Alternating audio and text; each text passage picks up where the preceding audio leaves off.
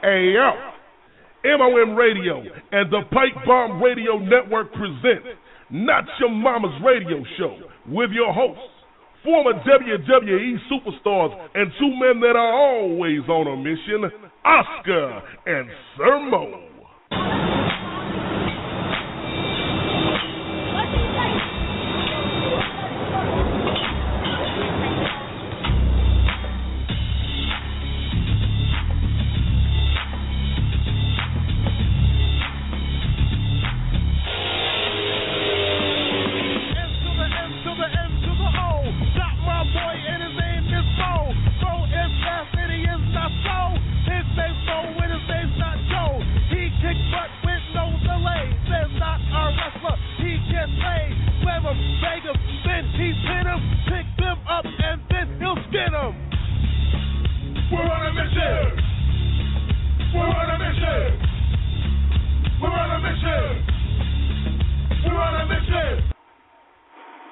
Welcome, everybody, to another edition of Not Your Mama's Radio Show.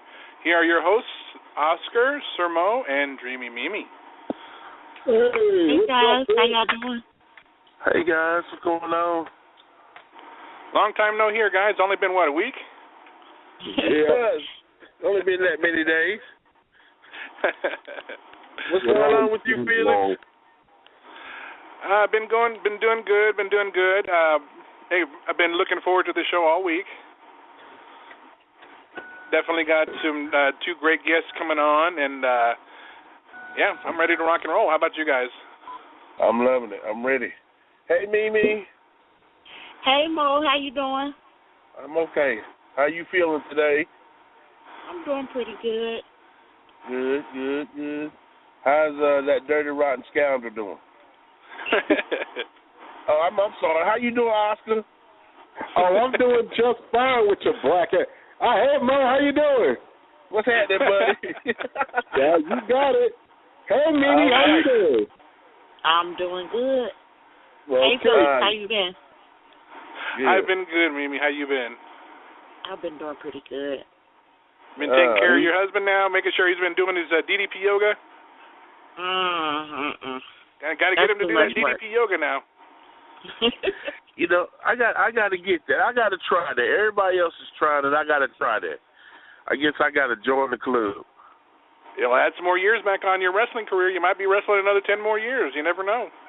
You think so? I might have to try it worked for Chris Jericho. It put DDP back in there again. Hey, Jake was even wrestling too before he got sick.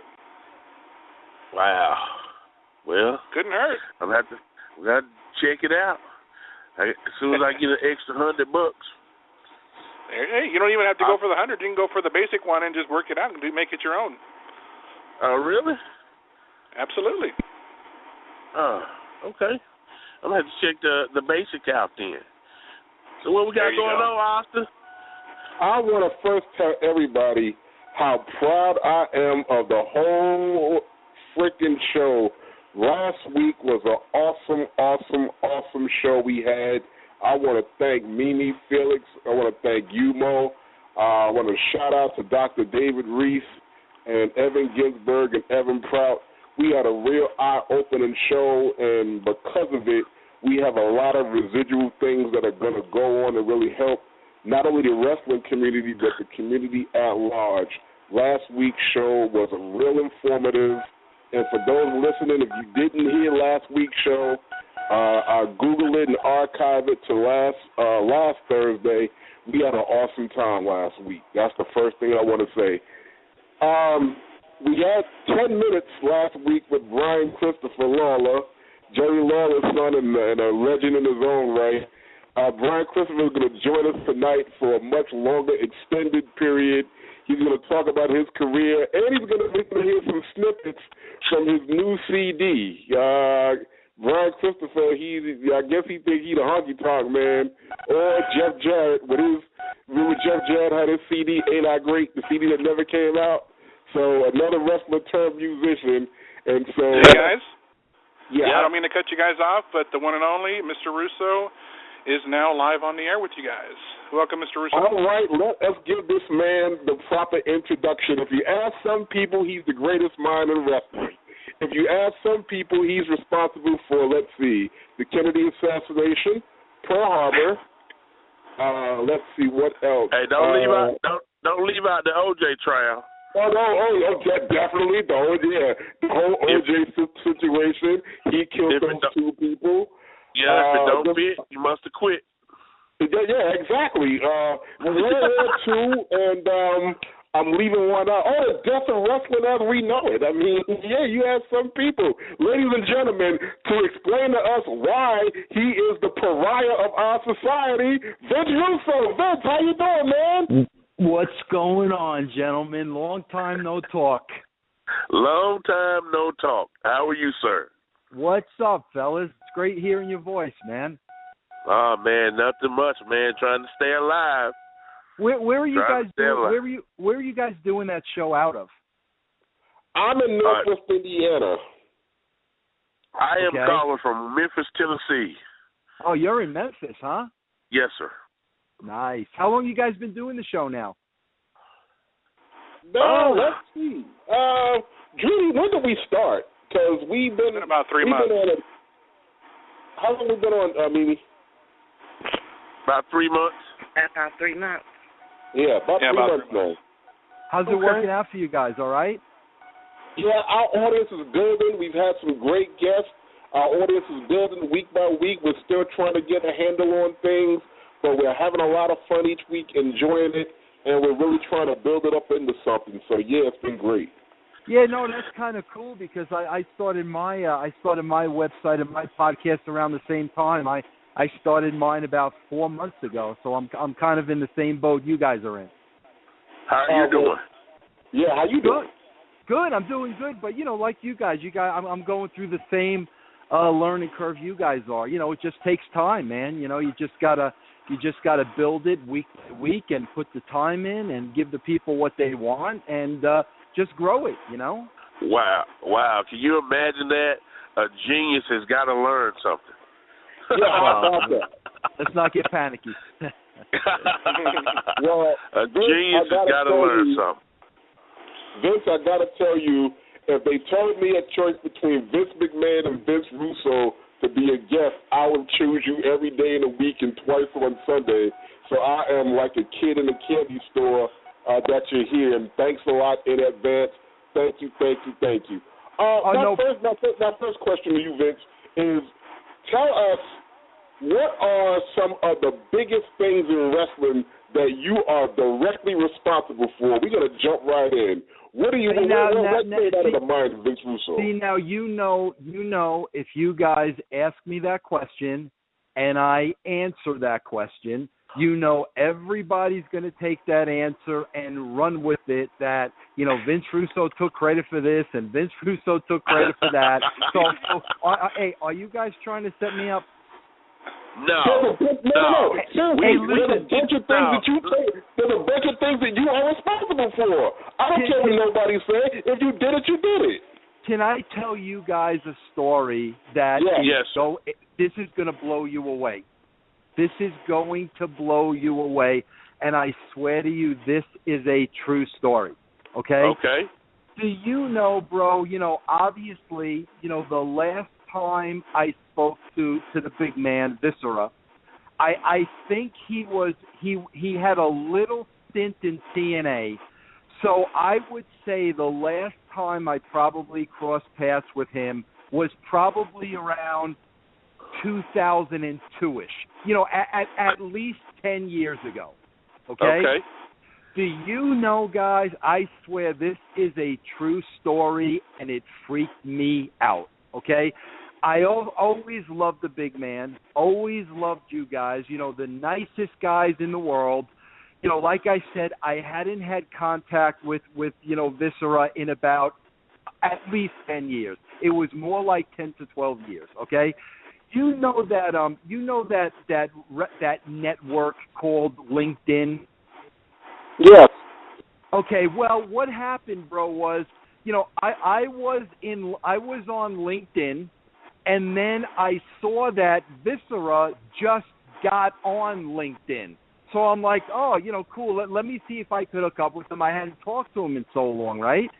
So I sent an invitation, and he accepted my invitation, right? I get a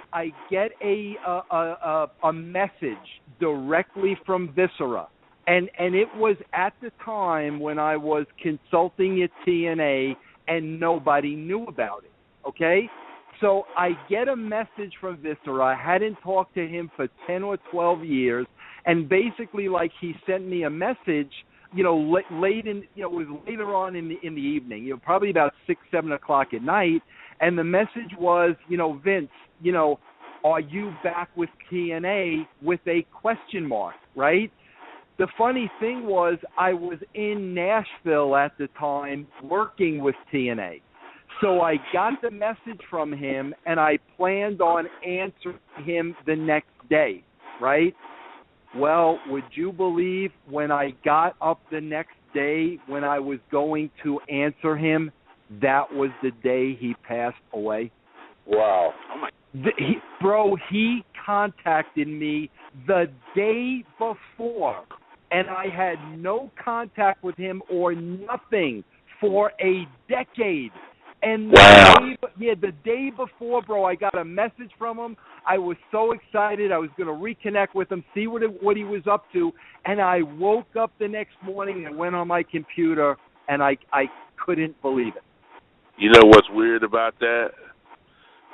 The weird thing about that is 3 days prior to his death, we had a conversation because he had always said that when he passed away, he wanted to be known as a WWE guy, strictly a WWE guy. Mm-hmm. But during that conversation, we talked about, man, you know what? I totally understand where you're coming from, but right now, you know, there's bills that need to be paid. You know, we still have to live. You know, why not give TNA a shot? You know, we had just talked about that, and he had just, I mean, because he was adamant he was not going to try that. He was not going to, you know, that late in the game, he was not going to try to go to TNA. But we had that conversation, and he said, you know what? What the hell? Let's give it a shot. And I was kicking myself in the foot because I never knew if he never said, well, he'll contact anybody, anything like that. He sent me an email the night before. Wow. Is that unbelievable or what? That is incredible, man. Yeah, that's incredible. I'm glad I got to talk to you, and I heard the other part of that story. But, yeah, bro, the night before, he was asking me about TNA. That was incredible. And I realized, I didn't realize until after he passed away that, you know, Nelson had spent the better part of the last 5 years with every dime that he made, every dime that he had made and saved up, and every dime that he was making, he had spent the better part of the last 5 years paying for medical expenses because he had a severe case of diabetes, and, you know, he didn't have any health insurance, and he was paying for his insulin and every doctor's trip, and 3.5 weeks prior to his death, he was working an indie show in Memphis and broke his arm. And when he went to the hospital, because he didn't have insurance, they wouldn't set his arm. They just put it in a sling and gave him some pain medication and sent him home. Well, here he is. He never got the arm fixed? No. Oh, my God. So here he is, you know, he's thinking, man, because he told me when I talked to him about it, I said, what are you going to do about your arm? Oh, man, I'm just going to, and he didn't even tell me the story about the insurance or anything. He just said, man, they wanted me to have surgery, but I told him no thanks. I'll just rehab it at home, you know, and that's what he was. Nelson was such a proud person. He was not gonna let anybody know he was down on his luck. And the last 3.5 weeks, his wife said he sunk into a depression. He never came out of his bedroom other than to go take a shower. He had to cancel every book, every phone call that he got prior to that. He had to cancel every booking from every call that he got because he was trying to rest that arm up. That's sad. That's sad, bro. He pretty much was miserable and pretty much suffered the last 3.5, 4 weeks before he passed away. You want to know something? And I'm finding this a lot with my show, and I'm sure you guys will start finding this a lot. As you do more and more interviews.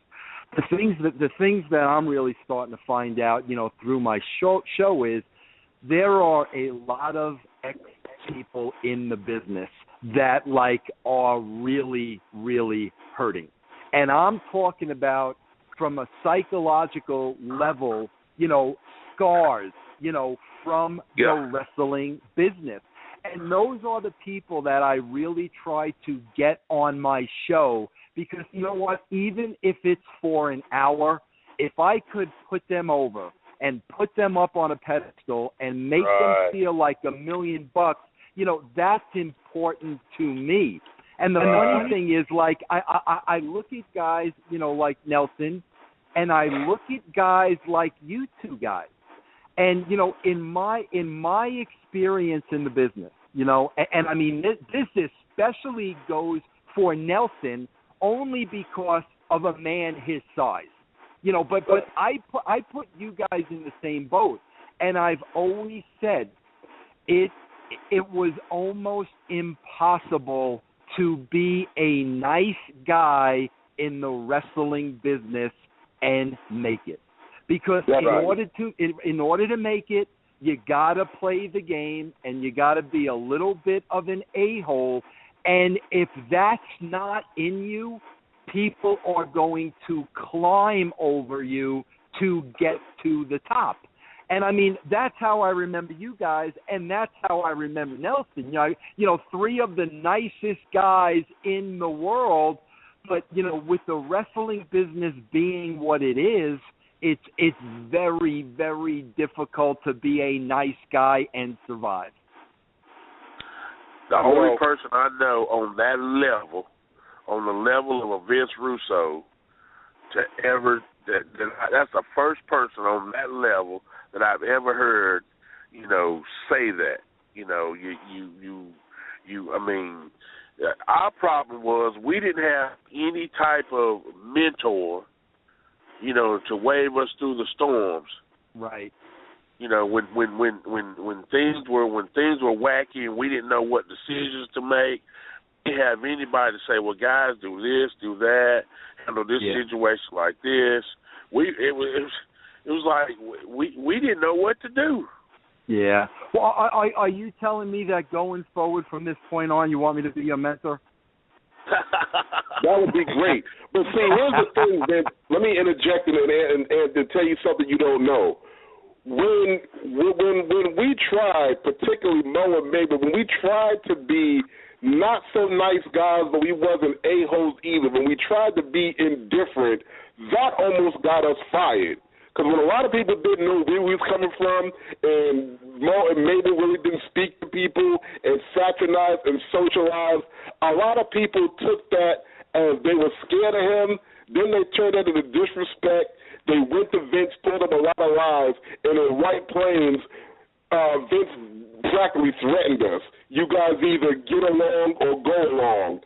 And it took me to make a McDonald's cheeseburger analogy to save our jobs at that point. So we really didn't have no direction whatsoever. But you guys also have to understand. I mean, let's call a spade here and be absolutely honest. Because I had this same conversation with Matt Morgan a couple of weeks ago. You guys, first of all, I know the backstage politics. It's a little different between office and workers. So I was privy to a lot of stuff, and before you beat yourself up or think well, maybe we were indifferent, or maybe we were this, or maybe we were that. Well, you know what maybe it was? Maybe it was that you had a mountain of a man and a physical specimen like no other that was part of your team that was a threat to other people in the locker room. And you guys know how it is, with that independent contractor BS, and it's every man for himself, and nobody's looking out for the next guy. That's the landscape of the wrestling business, bro. When there's somebody that had your act with the big man that could do unbelievable things, bro. Right. Nobody was rapping back then. There was no John Cena back then. Bro, when you have a talent such as that, bro, the people you're working with, they tend to get a little, jealous is the wrong word, but they want to get the push before you get the push. So then what it turns into is, well, Mo didn't say hello to me, or I passed Oscar in the hallway and he didn't stop everything and kiss my feet. And then it turns into the petty BS, so they can find anything they could possibly say about you guys. Because, again, if anybody I ever knew called you guys, standoffish, or you weren't nice, or you weren't this and you weren't that, that's totally ridiculous. You shed light on something that I suspected for a while, but it's not. I mean, it's not for me to say. It's not for me to blow my own horn or my own talent or my own missteps or anything. I thank you for that. But getting to you, you changed the landscape of wrestling. I'm sorry if you can't say it. I am. I mean, when do you come up with this stuff? That's my first question. That mind of yours is fantastic. Now, here's the thing. A lot of the things that you did succeeded. Some of the things didn't, but that's life. I mean, you're like, if it works, you're a hero. If not, then if it doesn't work, whatever. So, yeah, how did you come up with some of the ideas you came up and you were responsible for the Stone Cold situation. Your mind practically built up The Rock. I mean, how do you do that?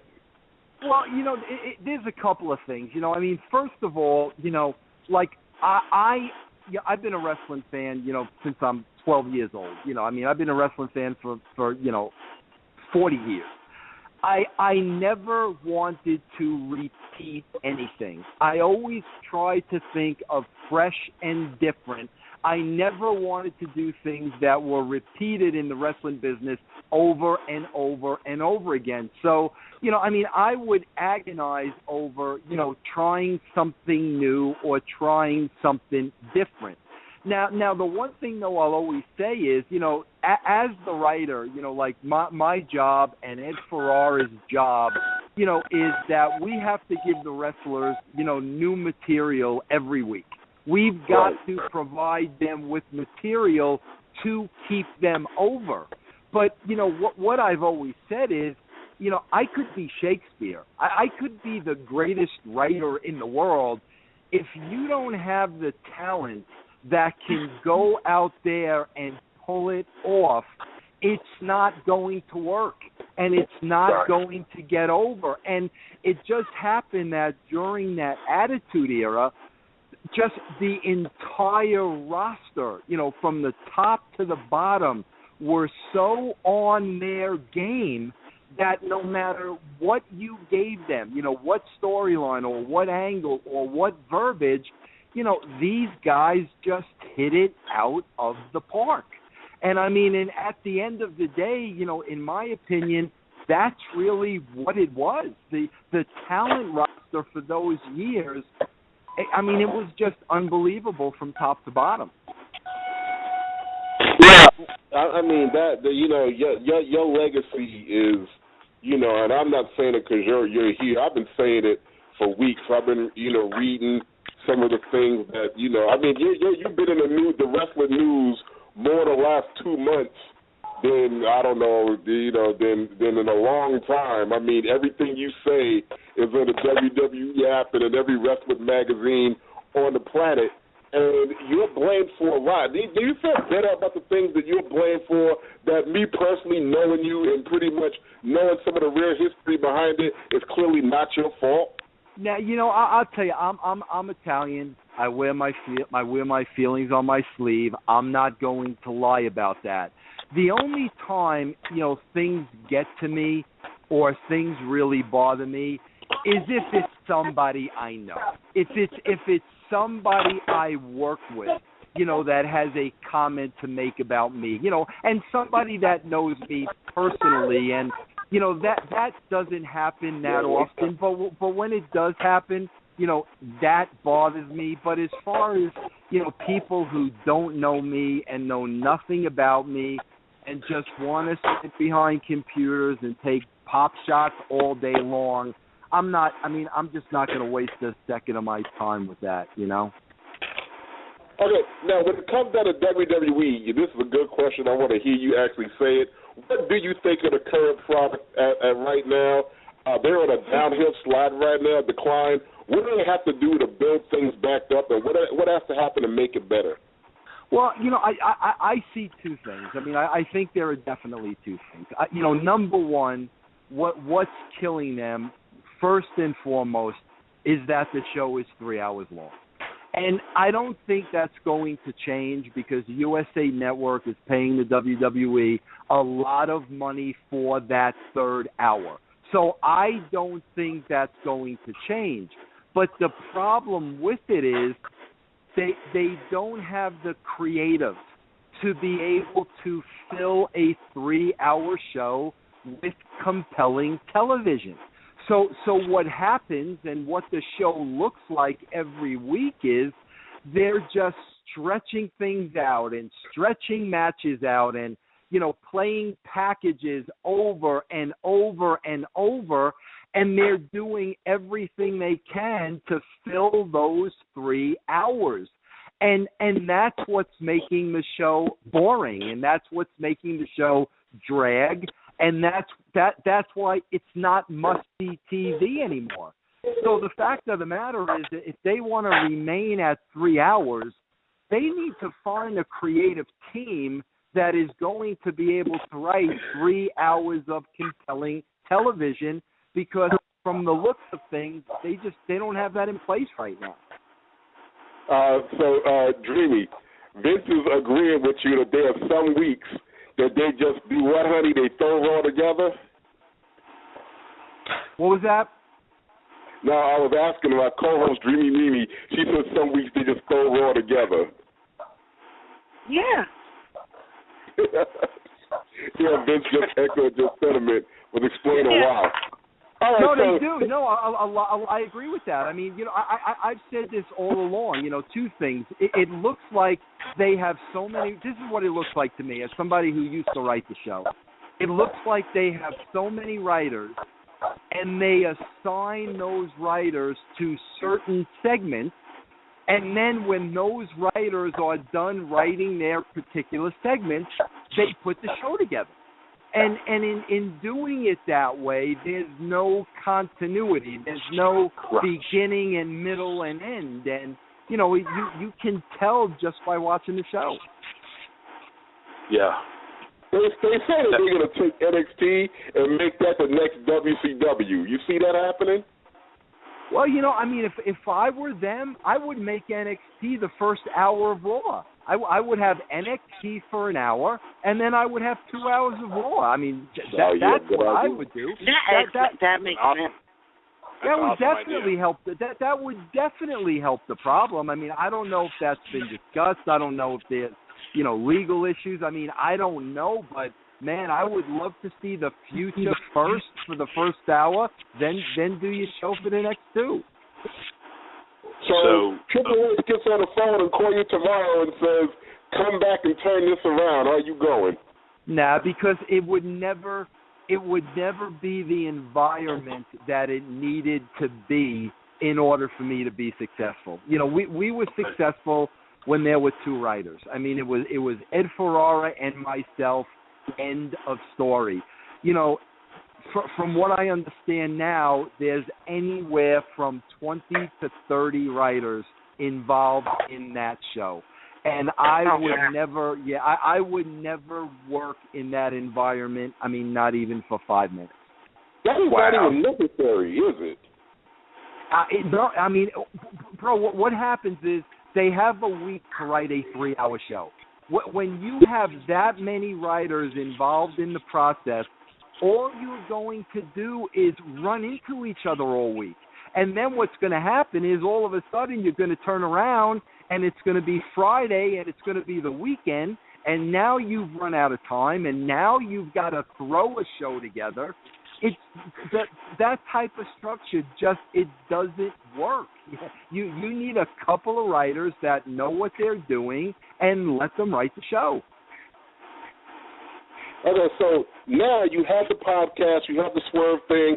What's in the future for Vince Russo? What are you going to be doing moving forward? I mean, I really want to know this. What's happening with you now? What's going to happen? Well, I just started this movement today. As a matter of fact, I put a video out there while this interview was going on, and I've decided to do a couple of things for my own good, for your own good, for anybody that's involved in the wrestling business. Okay.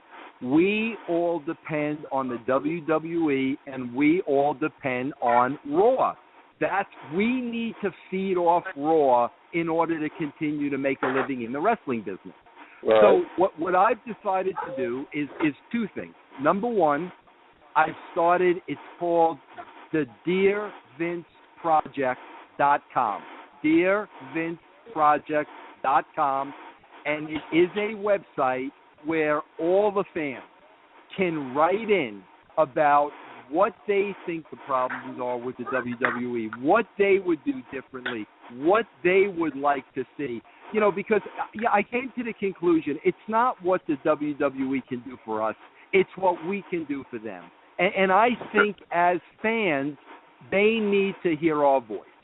On top of that, what I've decided to do on a personal level is every Monday, you know, in the afternoon, I'm going to look at what they did on the previous Raw the week before, and I am going to sit down and I am going to book the upcoming Raw like I was back in the WWE writing the show.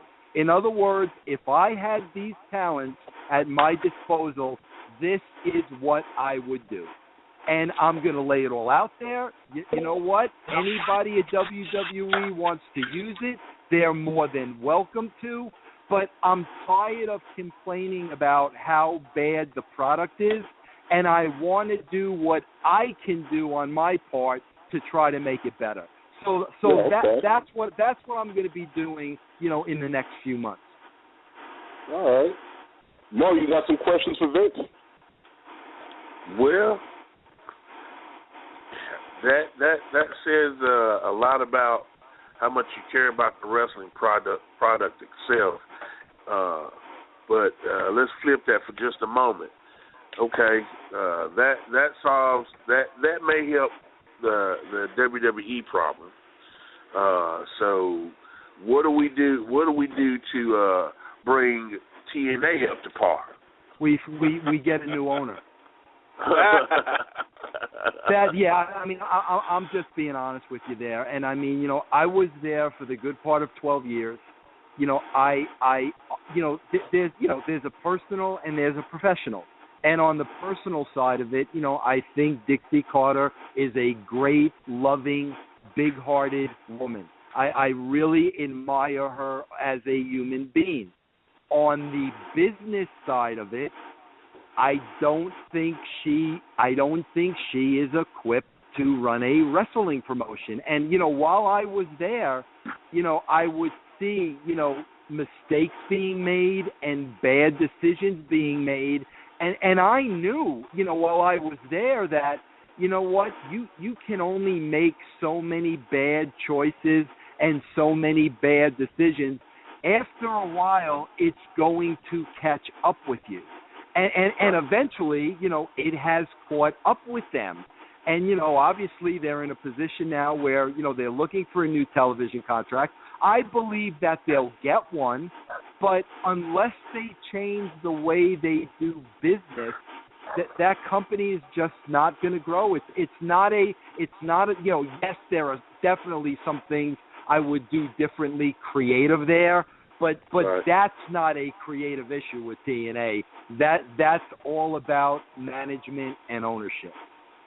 Okay. Wow. Okay. Let me run this by you real fast. Last week, in the wake of the Sean O'Haire suicide, our whole show was dedicated to talking about wrestler suicides, just wrestling problems, alcoholism, domestic violence, or whatever it is. And we came with the idea of, number one, starting a Skype-type support group, for former talent to all get together like any other kind of support group, because there isn't really one, and then going further, to have nationwide conferences and seminars where you have a panel of wrestlers who really want to keep it real, come clean. Fans can pay registration fees to come out to see it, support it, have Q&As, have one-on-one sessions with people like that. And that would be more valuable, I think, than when you have conventions and autograph signings.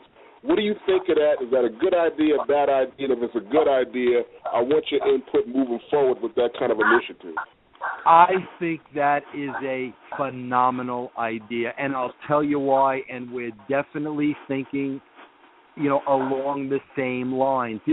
Again, it's a little different between, what you guys did and what I did, because I was more management. You guys were more of the boys. So, you saw a lot more things and were privy to, a lot more things that went on in the locker room. Quite frankly, I tried to stay away from the locker room. But what I was affected by during the years and through the years, especially in wrestling, and I know a lot of the boys were as well. People talk about, guys, the alcohol, the drug addiction, the painkillers, the prescription drugs. People talk about that all the time, and yes, it does exist in professional wrestling. There's no getting around it. But what I suffered with, and what I think a lot of the guys suffer with when there no longer is a place for them, is depression. And I've been dealing with depression, for the last 30 years. I know there's a lot of people out there in the business that deal with it, the same way I do. That's why when I saw the Sean O'Haire thing, it affected me greatly. I mean, ripped my heart out. And, one of the things I want to do that goes, exactly in conjunction with what you're talking about is, I want to start some kind of a foundation. And again, depression would be a big part of that, where, you had ex-athletes or ex-wrestlers that were dealing with it and struggling with it. I mean, Mo, look at what you told me about the last couple of weeks of Nelson's life. Right. You see what I'm saying? I mean, locked in a room, only coming out to take. I mean, that's exactly what I'm talking about. And there's so many people that suffer from that. And, that's what I would love to contribute. But I think you guys are absolutely dead on 100%. And I would be involved in anything you guys wanted to do. Okay. Are we gonna talk more about it next week off the air and get into it? But Vince, counting on you. I want to see the word hired. We don't have any money yet. But you are definitely going to be a part of this, because you will be instrumental. One of the first things we have to do is handpick our panel. I was talking to my wife about this earlier over lunch.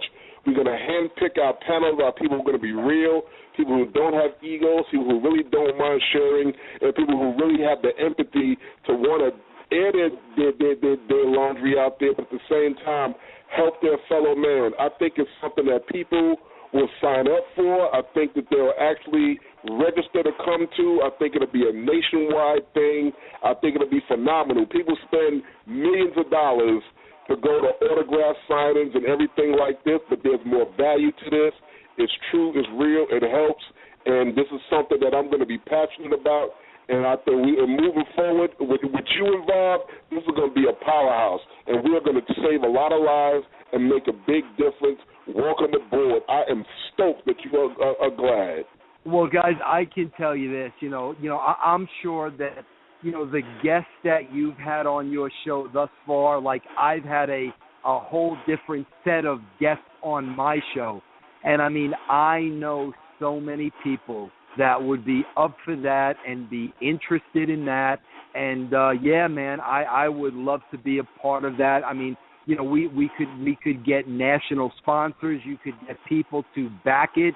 But there's no doubt in my mind that, the wrestling business, badly needs something like that. Wow, man. Wow. I mean, I had the idea. I was talking it over with Dreamy earlier. But here, now, Dr. David Reese, who's a psychologist, we worked in tandem to grassroots the idea a few days ago. I talked to Dreamy about it today, and validation from you, Vince. Talked to Mo about it earlier. I think we've nailed it. We hit a home run. And remember this day, everybody. Remember this day. This is the day where something was born that is going to help a lot of people, and it truly is God's work. Not getting religious, but we are moving in the right direction, and this is going to be a blockbuster in a positive way. This is really exciting. Well, yes. I mean, whatever I can do, and please, stay in touch with me after this interview. Let's talk, and whatever I can do to help you. Oh, definitely. Before you get going, Vince, I have a question that's kind of been beating me in the back of my mind since '94 when I was pulled off TV and starved for 9 months. I almost committed suicide. Didn't make no money. And then as I watched the product through the years beyond that, I have one question for you, for somebody that sat in that management chair. I just want to get your opinion on this.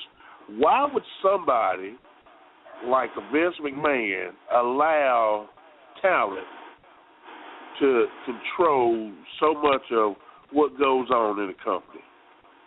Well, like the whole idea of the clique. Why would somebody, that pretty much controls the wrestling business allow? I don't know if he was being manipulated or what, but allow guys like that to get away with the things that they got away with. Can I tell you why? And I'm going to give you my honest. And okay. Again, I try to, every time I say something, like I try to make it clear. It's my opinion. It's right. When I say something, it is just strictly my opinion. When I worked that closely with Vince, okay, all Vince was worried about were the top guys.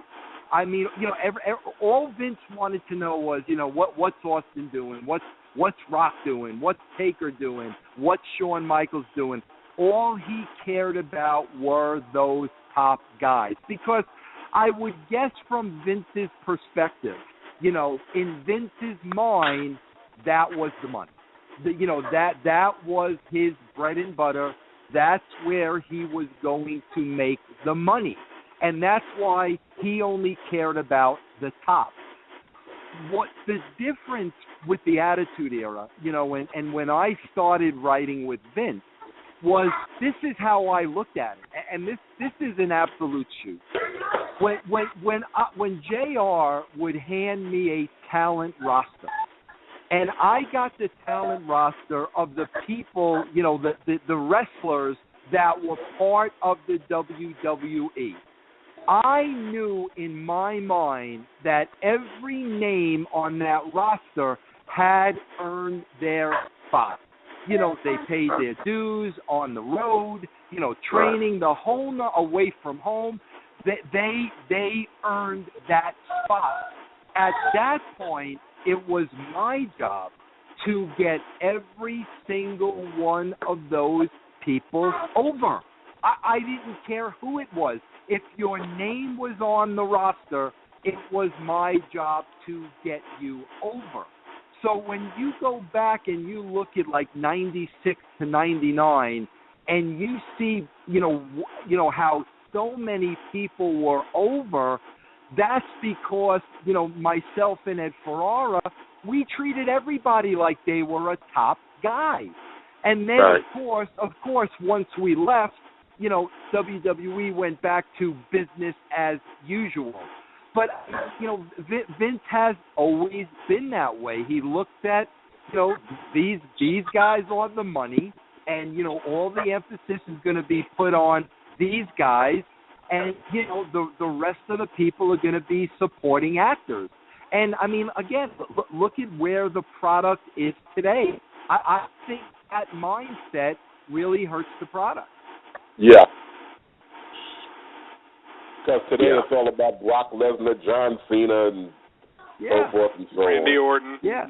Yeah, and there's an undercard today of great talent, and they're just not being utilized. Wow. The WWE Network, how much is that going to be a huge success, or did they screw the pooch on that one? I'll tell you what, and again, I told you guys I did a little video today for my Dear Vince project, and I made it clear to Vince. I said it, and I'll say this, here on your show.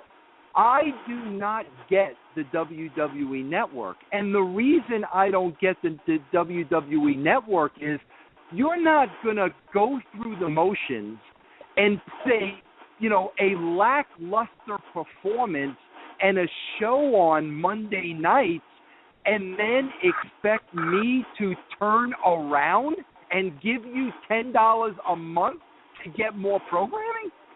Yeah, I basically said, listen, when you step up Raw and you earn my $10, you'll get my $10. But you're not going to get $10 out of me based on, the effort you're putting on Monday nights. It's like anything else, You hire somebody to cut your lawn. Well, they got to go out and cut the lawn first, and then you pay them. It's the same thing. I'm not going to throw $10 at the WWE just because it's the WWE. They got to earn that money just like anybody else, and I don't think they're earning it.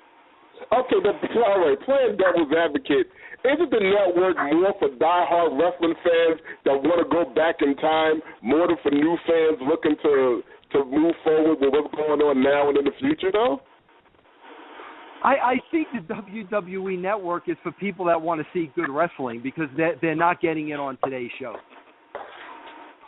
Yeah, that's my point. It's for fans that can turn the clock back and go through when wrestling was really good, basically. Yep. What you're talking about is for the new WWE universe that want to pay the $10, to move them forward. I mean, no one's going to pay it based on what they're seeing now. But I'm thinking that there are hundreds of thousands of people who want to go back and see Men on the Mission, who want to see Yokozuna, who want to see the Four Horsemen and going back, I definitely agree with that, but I'm looking at the WWE as a company, and I'm looking at the WWE as a whole. And again, on Monday, the current product is just a real turnoff to me, and I don't think they warrant any of my money. To be honest, I mean that's just my feeling. Well, in my opinion, on where they're failing is the selling point of the whole network itself was not so much the old material. That wasn't the big selling point. When I watched them sell the network, they sold, that you would get each pay-per-view each month for free by getting the network. Right. The selling point is the free pay-per-view, but you know, to even want the pay-per-view, right, you gotta be in tune with the Monday night product, right, which exactly. sucks. So you're not gonna sell the pay-per-view based on the Monday night product. So why would I buy the network for a free pay-per-view that I really don't want to see anyway? Because you're not, like Vince said, you're not giving me anything on Monday night to entice me to want to watch the pay-per-view. You know, my whole thing is. That's right. dead on. I think you're absolutely dead on with that analogy. Dead on. I mean, I take for instance. Can you imagine? I mean, I sometimes I can't even believe this booking. But can you imagine? You've got two guys, you know, like Randy Orton and Chris Jericho, who, you know, are superstars in the business and who have put decades into the wrestling business. You know, Jericho and Orton. They have a pay-per-view match, and the basis of it is that Orton beat Jericho up in the locker room for no reason. And then the following week, they did absolutely nothing between those two guys, and you're going to tell me I want to see that match on the pay-per-view for what? No, right. I mean, yeah, Mo. I mean, you're dead on. It's exactly what you're saying. If you start putting the effort in again and the time in again, and you make me want to see it, well, then maybe I'll think about paying for it. Right. Yeah. I mean, if you're gonna spend. See, here's what they try to do. They tried to run a con, and the con was. Because you have to look at the timing. Here's the timing. They kicked the network off. In February, right? Yep. Which is like a month prior to WrestleMania. So they're thinking, okay, the 1 million buys that we would normally get for WrestleMania at $60, you know, all we got to do is get that same 1 million people to sign up for the network, which is what they need, you know, going into the thing just to break even. You know, they were counting on that 1 million people to say, well, you know what, instead of paying $60 for WrestleMania, why don't I just buy the network, you know, and get WrestleMania for free? People didn't buy it. Yep, you're absolutely right. Work. Yep, and they had a one-time opportunity to score, and they didn't do it. Right. People didn't buy it. Buy it. And it's all really, to me, it's based on, there again, back to Monday Night Raw. You're not giving anybody any reason to want to buy a pay-per-view, because you're having a pay-per-view with a bunch of matches that have absolutely zero issue, you know, zero storyline behind it, you know. Don't have not one compelling iota, you know, of an issue between guys. I mean, you mean you're not enjoying the Bella storyline, Mo? Of course not. Come on, man. Of course not. Speaking of that leads me to the next big question to everybody. The Divas division, isn't it over already? I mean, enough already. There's nothing about it that makes me want to see that. What was it, the woman you said? The Divas division. This is the one thing like that I always say about the product, and I got to give the WWE their props for this. I think training facility they have in Florida, I think they're doing a tremendous job, because everything I see with the product, in my opinion, you know, the failure has nothing to do with the talent. I see those guys and those girls go in that ring every week, and they bust their butts. I mean, there's nobody going through the motions. But again, if you don't give these people material and good storylines and characters, nobody's going to care about them. So, you know, bro, what you said was absolutely true. Like, the Diva division is dead. But, like, I hate to say that, because I know that's not the fault of the girls. It's the fault of the material and the focus that they're not putting on that division. Right. Has absolutely no substance. Right. It has absolutely no substance. Can I ask you a question? Yes, sir. Please tell me that you still have that little white patch on top of your head. And listen, and even if you don't, please tell me that you do.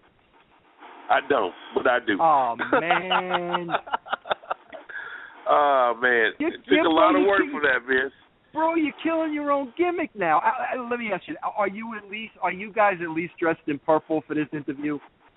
That's what I'm saying. I am in purple. I am in purple. Okay, all right. Well, I'll take that, and I'll be happy with it. Everything I do, from outside business stuff, purple and gold is pretty much the colors I go with. So I try to stick to that. Do you still work a lot down there in Memphis? No. Actually, Vince, I have been suffering with kidney failure for the last 4 years. So I'm on dialysis. Oh, I didn't know that. I'm sorry to hear that. 3 days a week. So I'll take a booking every now and then if the money's right. I have spent the better part of the last 10, 12 years, just kind of promoting my own shows. I've been running around doing bully awareness programs, and I've spent the last 3 or 4 years sending writing material, trying to get a job either in TNA or WWE as a writer, because I agree, man. It's you can't bake a cake without self-rising flour or baking soda. What about Jeff Jarrett's promotion? I'm just curious. Who are you sending that material to at TNA? Because I never heard about that. I'm just curious. They had an advertisement. I forgot where it was, but there was an advertisement that they were looking for writers. This is right after the last time was right after Jeff Jarrett left. This last time. And I sent material in. I actually wrote up. I sent them material that would not only cover a whole weekly program, but set up 3 or 4 people in almost a 6 to 7 week angle. And I never got any kind of response or anything. But I've been sending stuff to WWE monthly for 10 years. Wow! I didn't realize that. Yeah. Have you ever just tried going down to the office in Nashville? No, I don't have a clue where it's at. You should try that. I mean, it can't hurt, Well, if I get the address, I just may show up there Monday. Yeah. What about Jeff Jarrett's promotion? Have you thought about Jeff Jarrett's promotion? Well, I've seen a lot of promotional stuff advertising a promotion.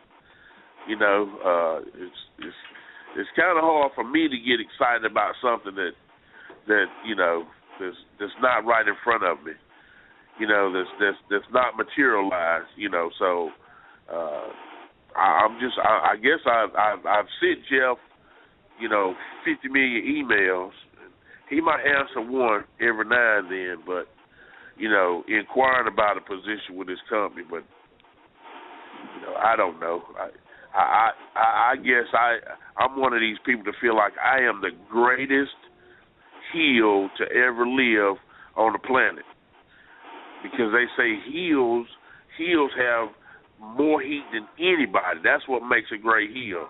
And, I haven't been able to get a job in 16 years, so I must have a lot of heat. So that makes me the greatest heel on the planet. That's good. That makes me the greatest heel on the planet. So, But it is what it is. It is what it is. Vince, you are more than welcome to stick around. If you got to go, I understand, but you are more than welcome to stick around.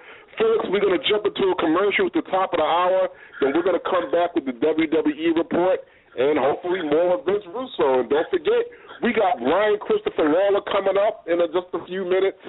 And it's a great show. But Vince, if you want to, please stick around. We're going to listen and critique some of Brian Christopher Lawler's. He got a new CD. He's the honky tonk man now, obviously. And I might have to pout it just because I released that video and I'm supposed to be online promoting it. But I wanted to do this with you guys, but I might have to just hit the internet right now and just let everybody know I put it out. All right, Vince, I'm gonna give you a call tomorrow. I got an hour left. I'm gonna call you tomorrow. Yeah, no, definitely do, definitely. All right. All right, guys. Well, thanks for having me Russo, on, everybody. man. Thank you. Thanks a lot. Very much. Thanks, Have guys. a great evening. You too, man. All right, Phyllis, hit the commercial when you're ready. All right, we'll do. Going to commercial now.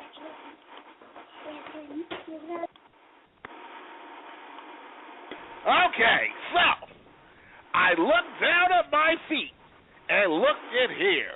My corns have got corns, my blisters have blisters, and my bunions have got bunions. The ugliest thing even I've ever seen. And the swelling. What can I say about the swelling?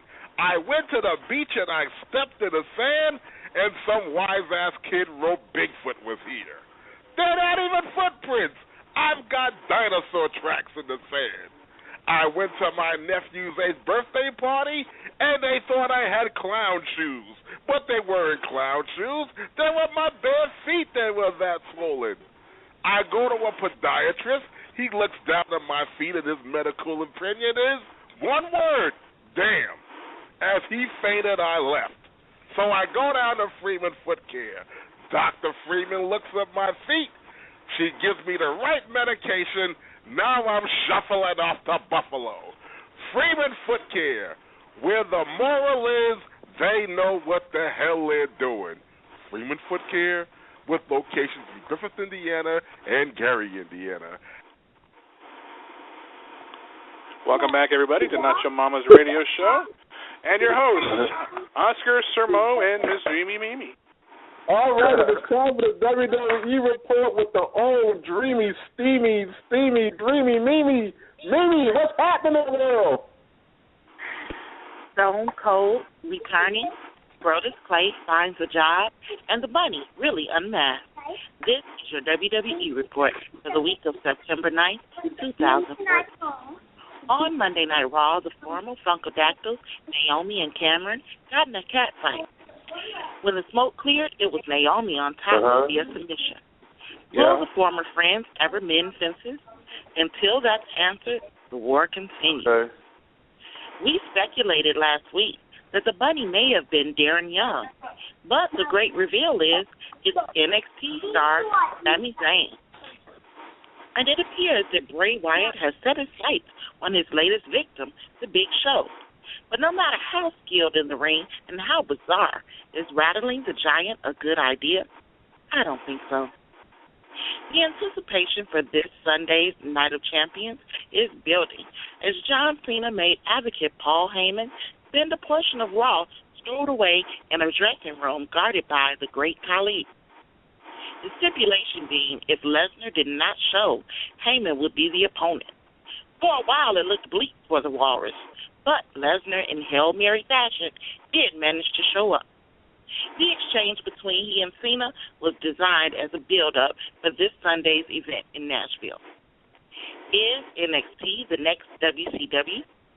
Fans and talent alike have been having rave reviews about the promotion with stars such as Sami Zayn, Adrian Neville, Tyler Breeze, and The Ascension. The future looks bright with a little more pageantry and corporate muscle behind the promotion. It could resemble the former ATL wrestling juggernaut. Only this time, it won't be a Monday Night War. You can't compete with what you already own. It seems people are starting to disbelieve. With the loss to Jack Swagger by submission, it seems the push to make Bo Dallas a top name is starting to fade. I, for one, was never a believer. Brodus Clay is now in TNA. Let's see what they do with the former Funkasaurus. And finally, it's been rumored that Stone Cold will be making his WWE return. It's unclear in what capacity he'll serve, but whatever it is, many of us say, hell yeah. This WWE report was brought to you by Whitaker & Company, Certified Public Accountant, 880-1033. Thank you. You have been a lovely, lovely newscaster. Stone Cold coming back to do something. That ought to shake things up. What do you think about that, Felix? I'm still kind of buzzing over this first hour, but I think I'd love to see Steve Austin back. Yeah? No?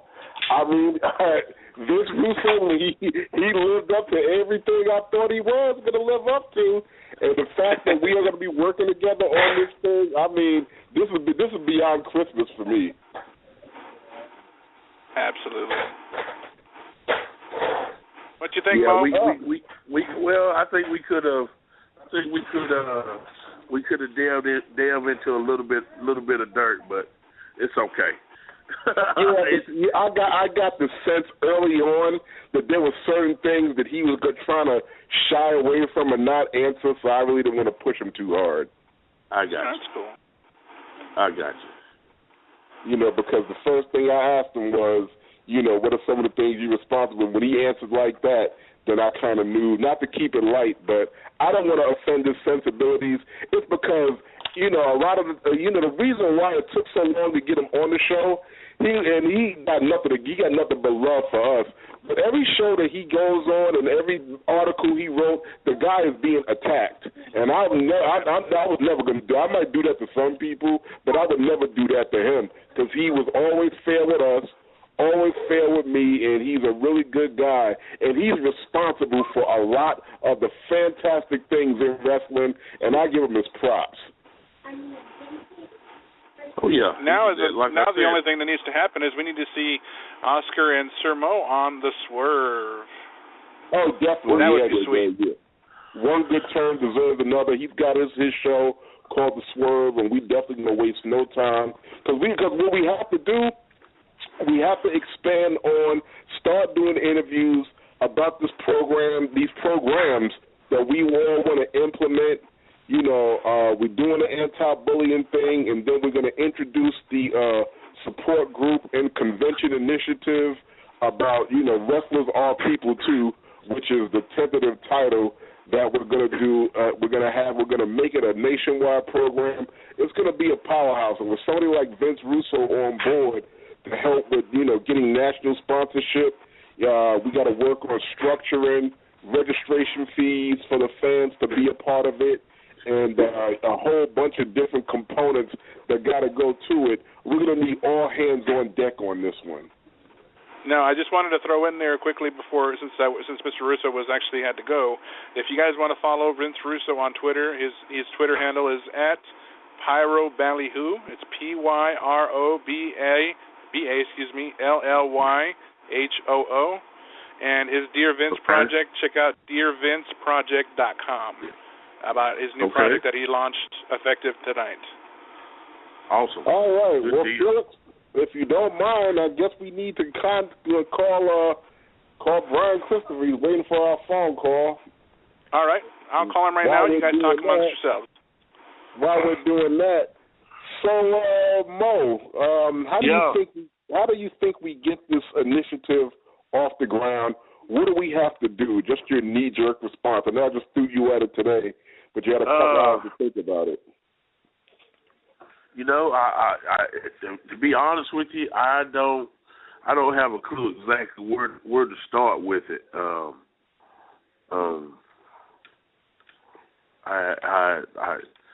really have to give it a little bit more thought and really sit down with you and get a little bit more detail as far as structure and everything. Then it'll tell me, you know, where to go, where to start. It sounds like a brilliant idea. It's just, you know, I personally would need a few more, you know, details to give me an idea, you know, where I would think we should start, how we should start it. Well, on Monday evening, it's gonna be a conference call we're going to get Dr. Reese back on the line. And our whole team, you, myself, and Mimi, we're all going to have a conference call with Dr. Reese to get his input. And he's got some really brilliant ideas about how we start, how we raise the money, how we get corporate sponsorship. And like I said, we have to come up with basically a structure on how to do it, because this kind of thing has many components to it. So it's just a matter of finding out what those components are, what order they go in, and how to sensibly implement everything. Okay, I just want to let you guys know, sorry to interrupt, we do have now the one and only Mr. Brian Christopher, Grandmaster Sexay, live on the air. Oh, my goodness. Oh, look who's back. What's happening, baby? What's up, man? I know he didn't just say he's sorry to interrupt.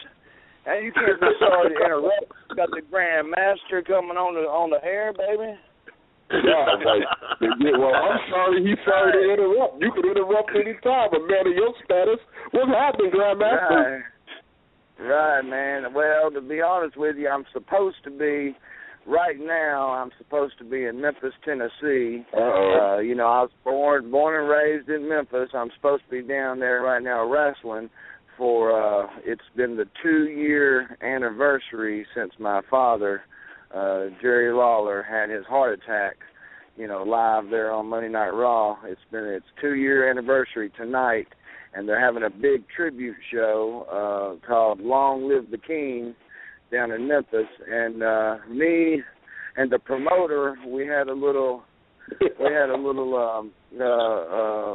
I wouldn't say it's altercation. We had a creative disagreement. Yeah, that's right there. Creative disagreement, and things just didn't work out the way that I wanted them to, and so I just went ahead and said, well, forget it.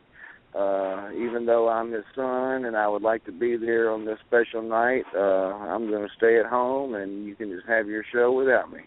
So, but I mean, he's got a star-studded card. I don't know if all your listeners are familiar with, you know, wrestling in Memphis and the Mid-South area goes back all the way back to the 50s. You know, we had a weekly television show on here in this area out of Memphis, Tennessee, and we had wrestling every Monday night at the Mid-South Coliseum there in Memphis, and we had wrestling every Tuesday night in Louisville, Kentucky at the Louisville Gardens. We had wrestling every Wednesday night in Evansville, Indiana. We had wrestling every Saturday night in Nashville, Tennessee, and all the night we wrestled. I wrestled when I first started for the company. I wrestled 6 nights a week for 15 years of my life. So that's that's a lot. That's a lot of matches if you add it all up. And then after that, after I put 15 years in, then I signed with Vince McMahon, and I wrestled 5 nights a week for 7 years of my life. So if you add up all those matches, that's not, you know, like guys that are in the business nowadays. You ask them how long they've been wrestling, they'll tell you, oh, I've been wrestling for 5 years. Well, yeah, 5 years to them is wrestling on, you know, once a week on Saturday night. You know, that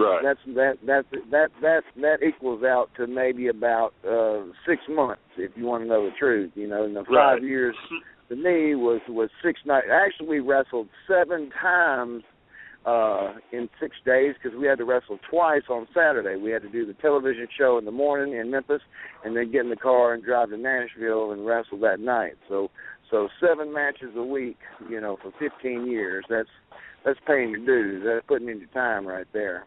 So that's incredible. But anyway, back to what I was saying. There's some star power down there going on at this show. We got the superstar Bill Dundee is making an appearance. The Boogie Woogie Man, Handsome Jimmy Valiant, he's down there right now. The Rock and Roll Express, they're down there. Two of the greatest television wrestling announcers of all time, Lance Russell and Dave Brown.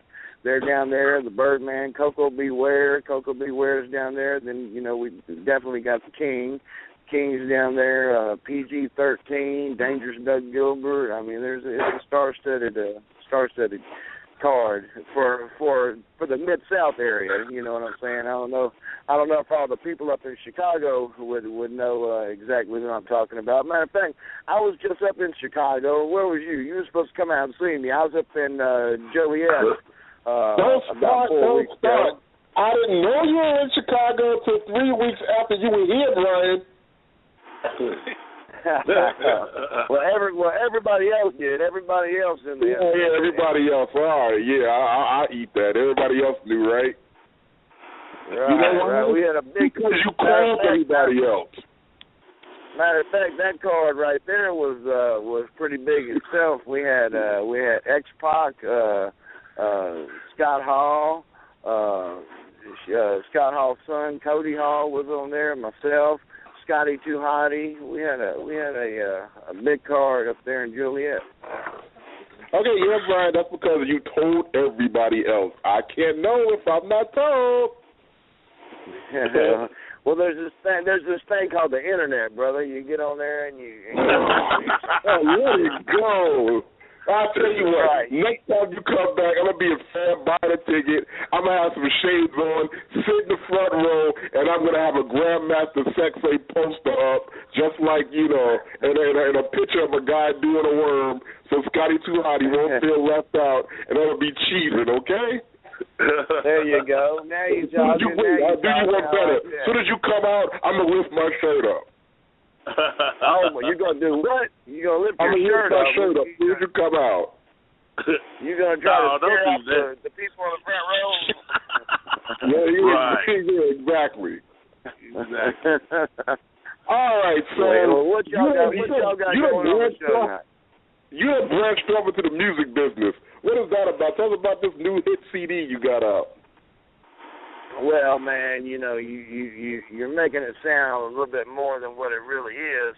I was approached by a record label, and they came to me and said, you know, back in the 70s and in the 80s, your dad he released some albums, you know, actually records. That's back when they was on, you know, on vinyl, some real life records. My dad released some. The Mouth of the South, Jimmy Hart, he released some. Handsome Jimmy Valiant that we talked about earlier, he released some albums. So he told me, man, you could do it. I'm telling you, you could release you a CD, and I got the equipment and everything you need. I got a studio and all that. And I told the dude, I was like, brother, I'm telling you, I cannot sing. And he said, no, man, just give it a try. And so weeks would go by, I'd see this guy, and I kept on telling him, I said, brother, I'm telling you, I promise you, I can't sing. And, you know, finally, it just got to the point to where I said, I tell you what, I'm going to come over there, I'm going to prove it to you. I'll give you one shot, and then I'm going to show you that this ain't for me. You know, I'm strictly in ring is what I do. I'm a wrestler, and that's all I am. But, you know, it turns out I went over there and I surprised myself. I'm not that bad. Matter of fact, I'm pretty daggum good. And I give you guys, I sent in one of my songs. You know, we got the old Turn It Up is what me and Scotty and Rikishi used to come out to the ring. Turn It Up was the name of our theme song. But I've recorded my own theme song that I come out to the ring to now. And it's called Going Down, and that's what I sent you guys. And I think if you got it queued up, I'd like to let the listeners out there hear a little bit of my entrance music. All right, Phil. Without any further ado, I will play the song. All right. Hey, here we go, guys. Hey, brother. Don't play the whole thing. Let's just get about 60 seconds or so. Just We got a whole hour. I want to hear the song. Well, then go ahead, baby. You gonna get me fired up? I'm gonna be dancing out here on the porch in a second. All right. It's the whole song. All right, here we go. Go ahead, hit it.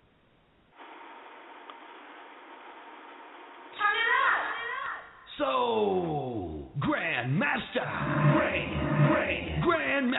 Sexay can get down.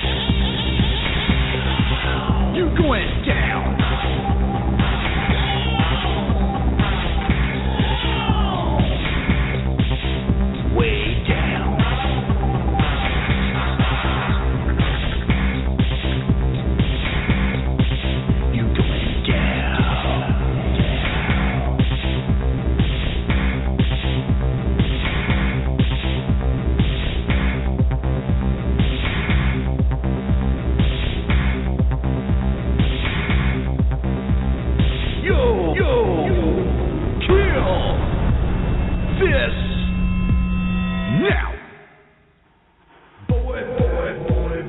Boy, you're going down.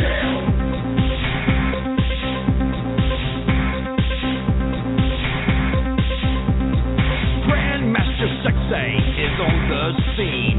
I'm cutting and strutting, I'm a grappling machine. When I get started, I will not stop. Step to me, fool, you'll catch a hip-hop drop. Climb through the ropes into my stomping ground. Blow the whistle, it's official. Punk, you're going down. You're going down.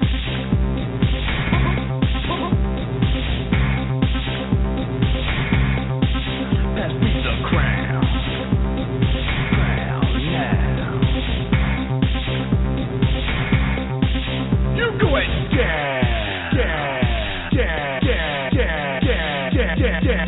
I see a sexy little thing on the front row. I'm gonna tell you something you need to know. Some of my best moves are outside the ring. Baby, grab yourself a cone, I got your ice cream. When they roll with GMS, I'm warning you now. In under 30 minutes, they all go down. Going down.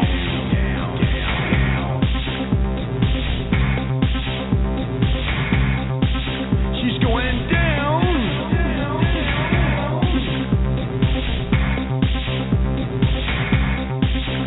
Girl, get down.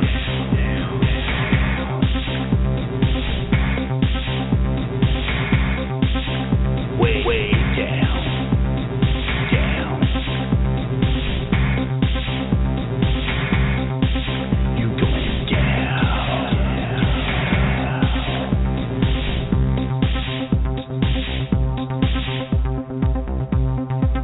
You're going down. All right, that was pretty damn good. Yeah, baby, that's what I'm telling you. I'm telling you, man. See, I'm multi-talented. I'm a modern-day Renaissance man. Yeah. Hey, man. Yeah. I'm a wrestler.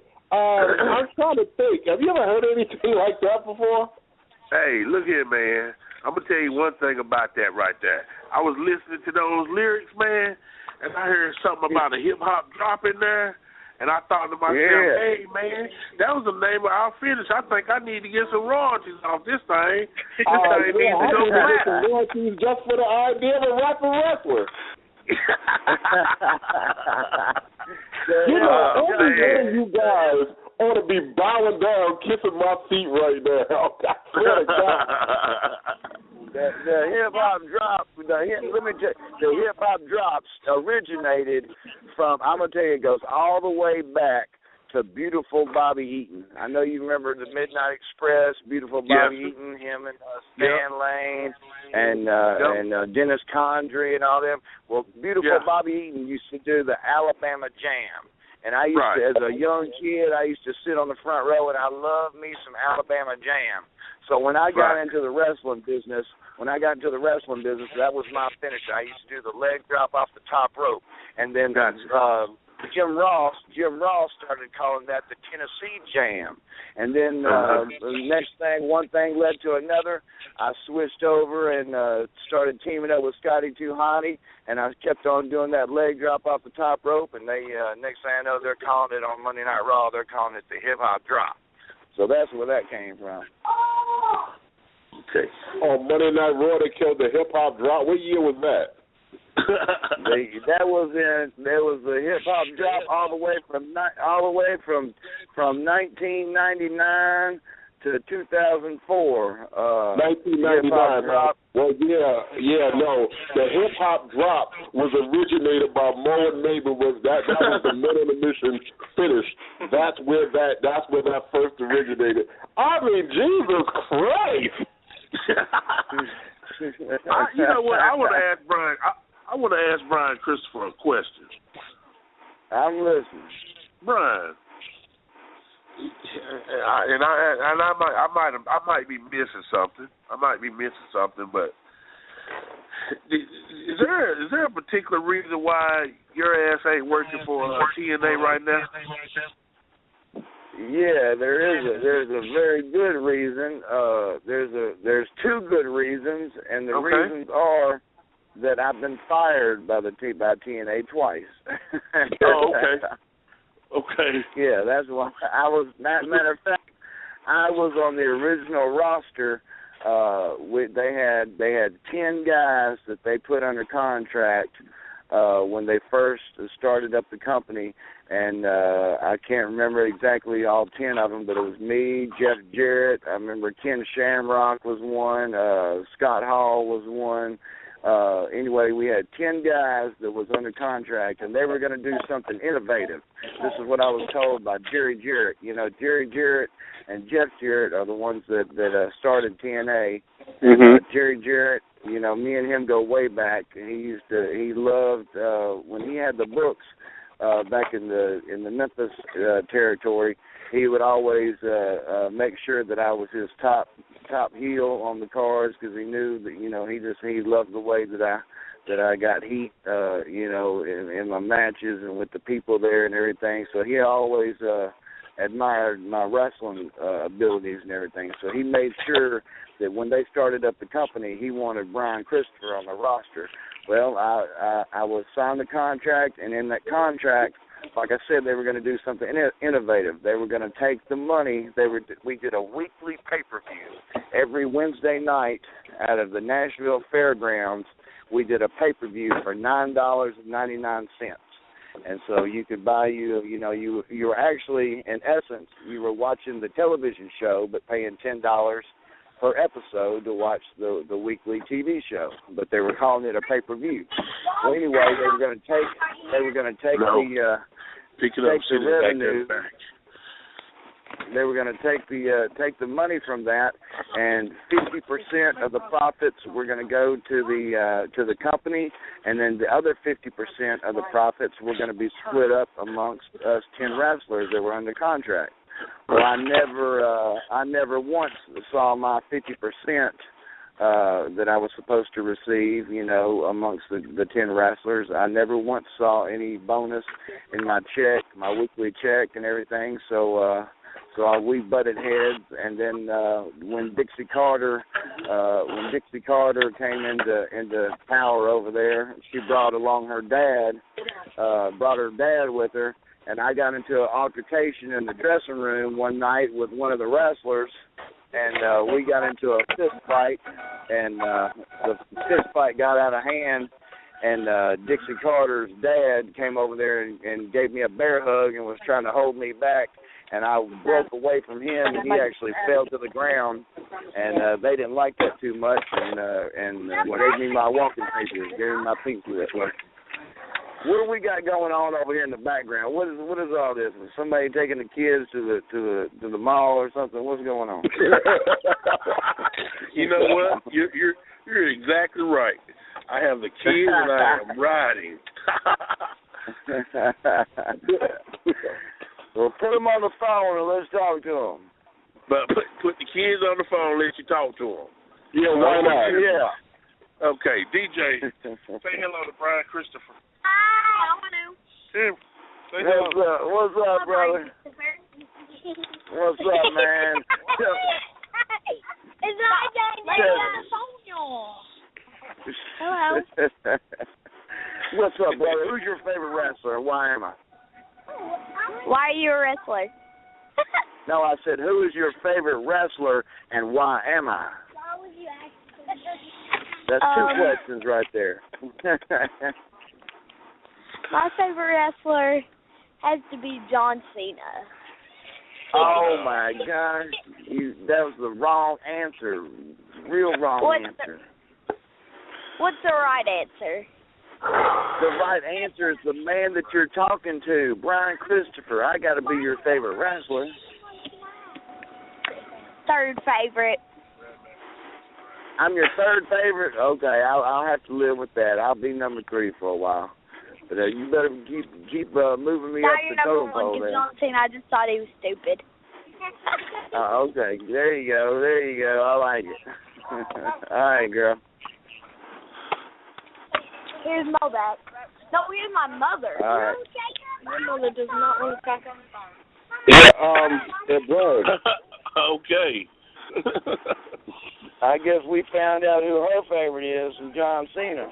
Yeah, John Cena, yeah. Everybody loves John Cena.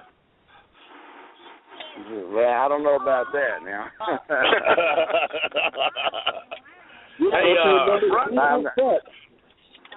Hey, Brian. I'm not too fond of him. Yeah. You're not too fond of him? Oh, okay, no. okay. Me and him, we've had words before. Oh my Jesus. Okay. Well, hey, I heard of another altercation you had at an independent show up around Dyersburg, Tennessee.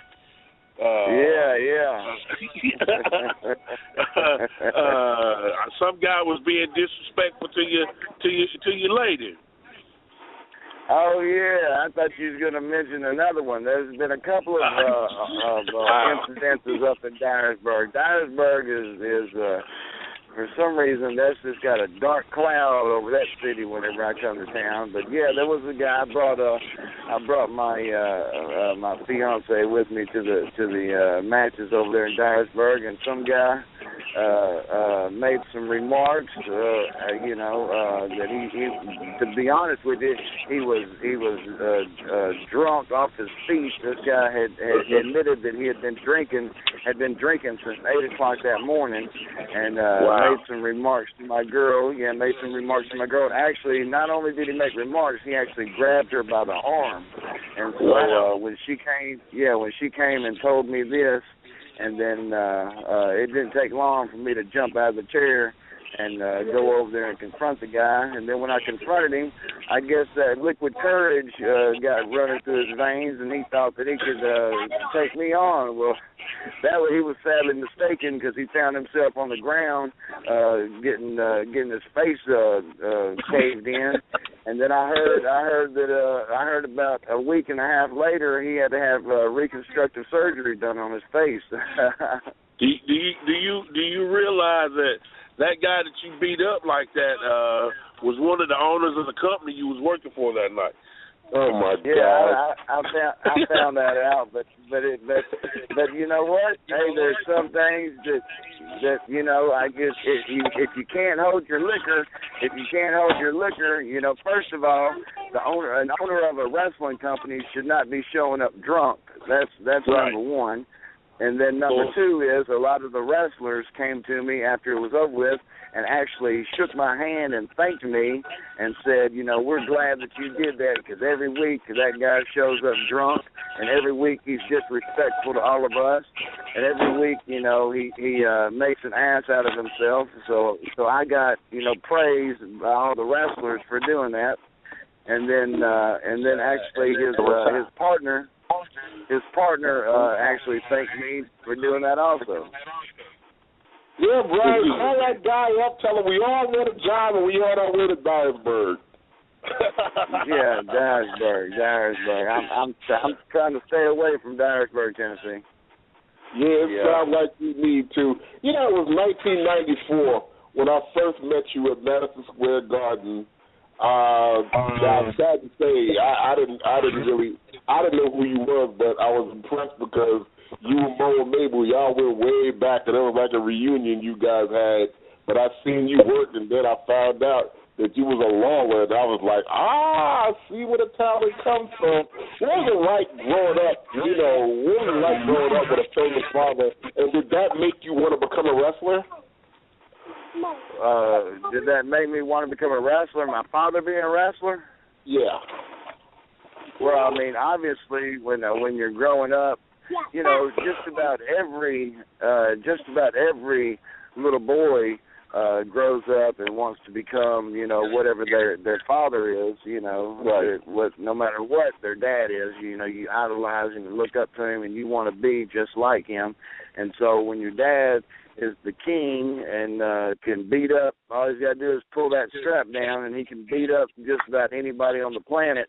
You know, I grew up idolizing my dad, and, yeah, without a doubt, I wanted to become a professional wrestler when I grew up. I knew that at an early age. I used to go down to the Coliseum, Mid-South Coliseum there in Memphis, and I sat on the front row for about 9 years, and I watched some of the best wrestlers come in and out of the city of Memphis. And I'm talking about I watched from Hulk Hogan to King Kong Bundy to the Iron Sheik to Ravishing Rick Rude to Randy Savage.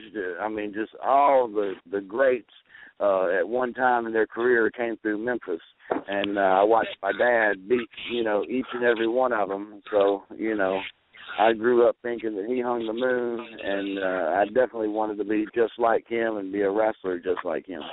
No, okay. It is you. The legacy of your family is just, off the chart. Your father goes back. He's a legend, beyond a legend in the business. And then he got national notoriety when it came down to the whole Andy Kaufman situation.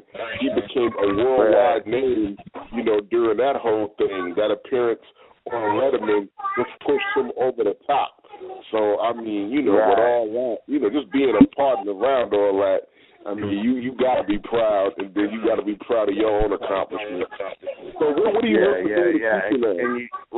you talk about that Andy Kaufman appearance or that David Letterman appearance with Andy Kaufman. A lot of people don't know that. Well, first of all, I remember that just like it was yesterday because I was over at my grandmother's house sitting there watching it. That was huge. Huge in the city of Memphis because that's where it all originated. And we watched Andy Kaufman come on television and run us down. All the people from this area talk about how we're nothing but farmers and how we're nothing but rednecks and how we're nothing but country hicks. And, and he's from Hollywood, and he's got all the brains, and he's got all the money, and all, and all that kind of stuff. So everybody around this area, we hated Andy Kaufman with a passion. We hated his guts. And then when, because he first started wrestling women. That was his stick, he would go and pick out women from the crowd, and then he would get them in the ring and make fun of them, and then beat them. And call himself the intergender heavyweight champion. So, that finally my dad challenged him, to if you're going to, you can wrestle all these women, but let's see you face a man. And so, we all know the story, what happened from then. My dad got him in the ring, wound up giving him a pile driver and put him in the hospital. And then it escalated to the David Letterman show. And that's why he was wearing that big neck brace on that. And then it got to the point to where they screaming at each other. And then my dad got up out of the chair and slapped him so hard, knocked him backwards and out of the chair. And then they went to commercial break, and Andy Kaufman comes back yelling and cussing. And back then you didn't say curse words on television, especially a live. There were so many bleeps on that show, it was unreal. He threw coffee on your father too, didn't he? Right, he threw hot coffee on him, and the thing about it is nobody knew that it was all set up. Nobody knew. Not David Letterman didn't know. The security didn't know. The producers didn't know. The director didn't know. Nobody knew what was going on. They thought this was all real. Right. So when the segment was over, they actually called the police. They called 911. Had the police come up there, and my dad had to sneak out of the back door and had to walk back to his hotel. They had to leave the car there and had to walk back to his hotel, or they were going to arrest him for assault. Because Andy Kaufman was told to go the full 9 yards and prosecute and everything. So they were making sure people believed this angle, and people did. They all believed it until the book and the movie came out, Man on the Moon, where they exposed the whole angle and everything. But people believe that. They still to this day, there's a lot of them around this area that still hate Andy Kaufman and believe it was all real. What that did was that propelled your father to coming from outside the wrestling business to to national notoriety, and I mean, it really just propelled him to a star status. Now, for those that don't know, Andy Kaufman was a huge star on a show called Taxi with Danny DeVito. I mean, he played a character named Locker Gravis, who was an immigrant that didn't speak any English, that drove a cab that would make sexual innuendos with a really funny voice. And that's where he got his national stardom. And this whole thing with Jerry the King Lawler, the whole episode, it just propelled both of their careers, actually. And Andy Kaufman went on. He died, another one that died at a very early age. Right. Andy Kaufman, he had a unique approach to comedy. He did a lot of different acts that were not in the norm. He did like the bongo act, and he did all kinds of things that you just didn't see your average stand-up comedian during those days do. And one of his things that he was so dead set on making a success was traveling around the country and wrestling women. He thought that was just the funniest thing. He thought that was just hilarious, as a man wrestling a woman and rubbing her head in the mat and spanking her on the butt and all this kind of stuff. He thought that was just, hilarious. And then, it escalated all the way. My dad's the one that came up with the idea of them two wrestling each other, but, that was the cherry on top right there, because that's, like you said, took it to new heights, and everybody in the nation,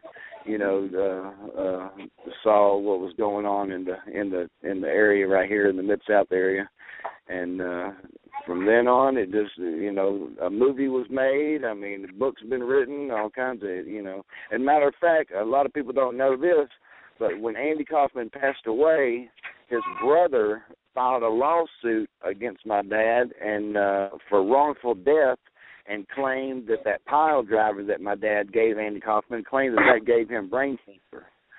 Said that the pile driver gave him brain cancer, and that's the reason that he passed away. So they had to. It didn't take long before that was thrown out of court, though. Wow. All right, so moving forward, what's Brian Christopher's future? You and Scotty Too High, you got a lot of things planned. You appeared all over the country. I know last week you was talking about the network giving you a shot in the arm. What's going on? Where can we see you at coming up? Yeah, man, we're really gearing up for. Me and Scotty, we got some dates up in New York. We got some up in Fishkill, New York, and a couple of big shows in Massachusetts coming up. But what the main thing that we're looking for, that we're getting ready for, is we're heading over to England. We're doing a lot of autograph signings over in England and Great Britain for the Comic-Con conventions over there.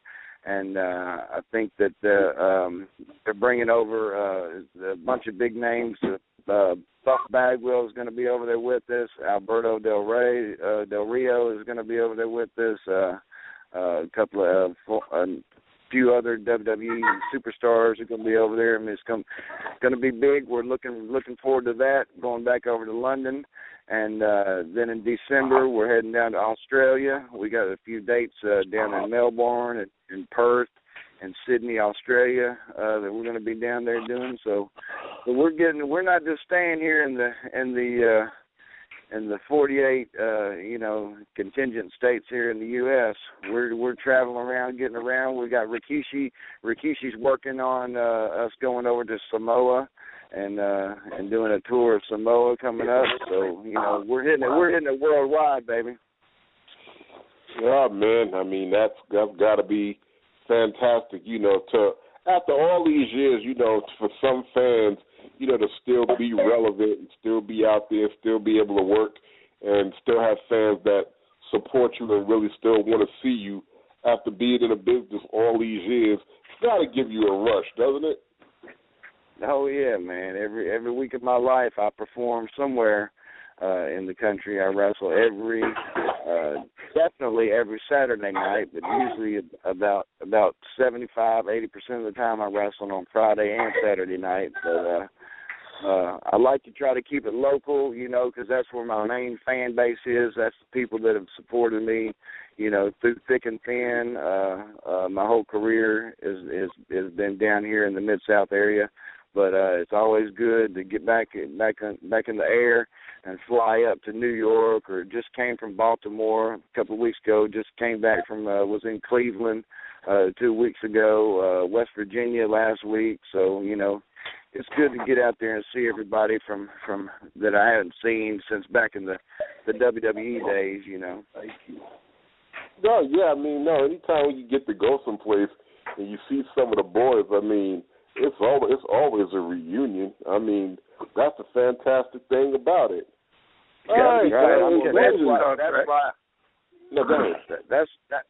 That's why I'm missing. I'm really kicking myself in the butt for not being down there in Memphis tonight, getting to see all my old school buddies like Superstar Bill Dundee and Handsome Jimmy Vang and the Rock and Roll Express and Coco Beware and all these guys. I would really like to see them, but it didn't work out that way tonight. I'm sitting here talking to you guys on the radio. I appreciate that, but matter of fact, we're going to have to wrap this up because my girl is looking at me with two cross eyes and she's wanting me to get back in there. I got a little unfinished business I got to take care of, if you know what I mean.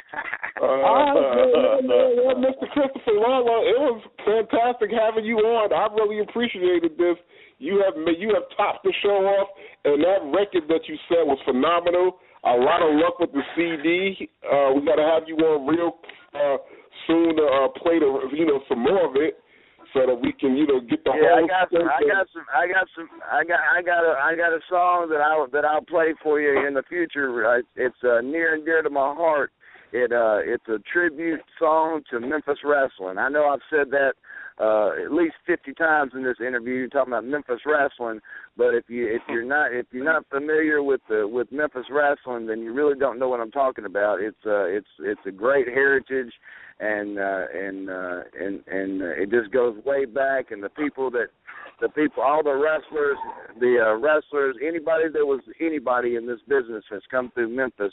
And I got a song where I'm paying tribute to that, and mention a lot of the, like Sputnik Monroe and Tojo Yamamoto, and just, the Fabulous Ones, and Jimmy Hart and his first family, just a lot of the guys that, that I watched when I was growing up as a young kid, that, it's good to always give back to this business, instead of a lot of guys just want to take from this business. It's good to give back sometimes and pay homage to the ones that paved the way for you. Yeah, man. I agree. That's a wonderful thing you're doing, and that's what it's about. It's the time now where I would say the Lord is putting it on all our hearts to not just take, like you just said, but to give back, and that's what a lot of us are standing for now. That's what a lot of us that are still strong and standing are going to do, and be a voice for those who can't speak for themselves, and be advocates for the right thing and a lot of positive things. And I want to thank you. I wasn't a part of Memphis wrestling, but I'm a part of the wrestling community. So anything that you can do to enhance that community in a positive way, I'm saying thank you from the bottom of my heart. I'm all for it, and lots of luck to you, and Godspeed with what you're doing, brother. All right, brother. I appreciate it, man. That means a lot coming from you. I'm out here, Take guys. care, man. I'll see you soon, Mo. See you, Mo. Okay, bro. All right. The great Brian Christopher Lawler, thanks for coming on. We really appreciate you, man. I appreciate having him on.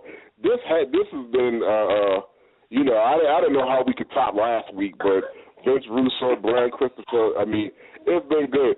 Dreamy, you've been quiet. Talk to us, honey. What did you get from tonight, and what did we do to make things better, and what is your take on what you've been hearing? Dreamy's actually disconnected.